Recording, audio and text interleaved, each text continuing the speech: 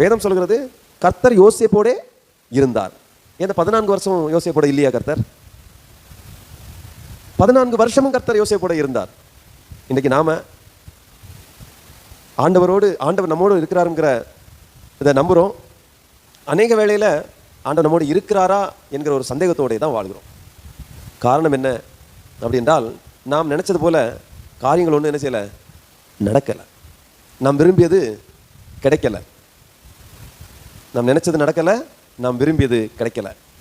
ஆகவே அநேகர் ஆலயத்துக்கு வருவதே மனச்சோர்வோடையும் கொஞ்சம் சிக்கலாக தான் வர்றாங்க.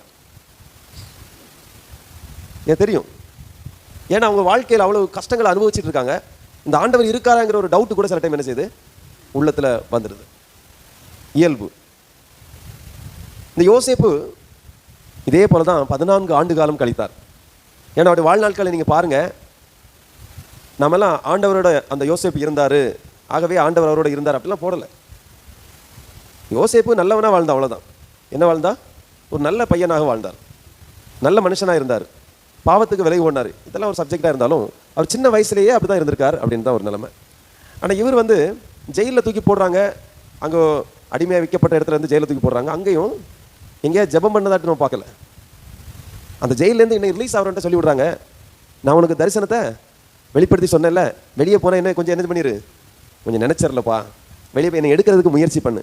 அப்படி என்றால் இவன் ஆண்டவரோடு இருக்கக்கூடியவன், ஆண்டவரோடு கூட இருக்கக்கூடியவன், தரிசனங்களுக்கு விளக்கம் சொல்லக்கூடிய ஒரு நிலைமையில் இருக்கிறான் என்றால் கடவுளோட ஒரு நல்ல உறவில் இருக்கக்கூடியவன் தான் தோணுது. அப்படி இல்லைன்னா ஒரு தரிசனத்துக்கு விளக்கம் சொல்ல அவனால் முடியாது. ஏன்னா ராஜாவுக்கு முன்னாடி யோசேப்பை கொண்டு நிறுத்தின பொழுது ராஜா, இந்த நீ சொப்பனங்களுக்கு விளக்கம் சொல்லுவியாமே, என்னுடைய சொப்பனத்துக்கு ஒரு விளக்கத்தை சொல்லுன்னு கேட்டவுடனே அது என்னுடைய காரியம் இல்லை, அது யாருடைய காரியம்?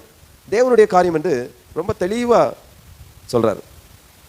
அப்போ அங்குள்ள மந்திரவாதிகளாலும் குறி சொல்லுகிறவர்களாலும் அந்த விளக்கத்தை ராஜாவுக்கு சொல்ல முடியவில்லை.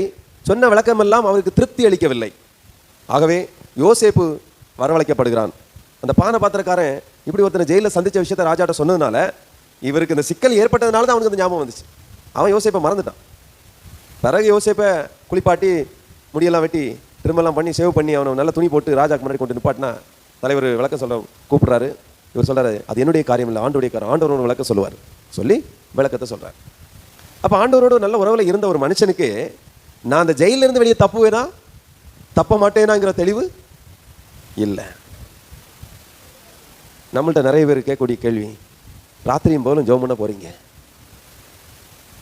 பாட்டு பாடுறீங்க, ஆராதனைக்கு பண்ணுறீங்க, உங்களுக்கு ஆண்டவர் ஒன்றும் சொல்லலையா? நீங்கள் ஏன் அங்கே போய் பார்க்கக்கூடாது?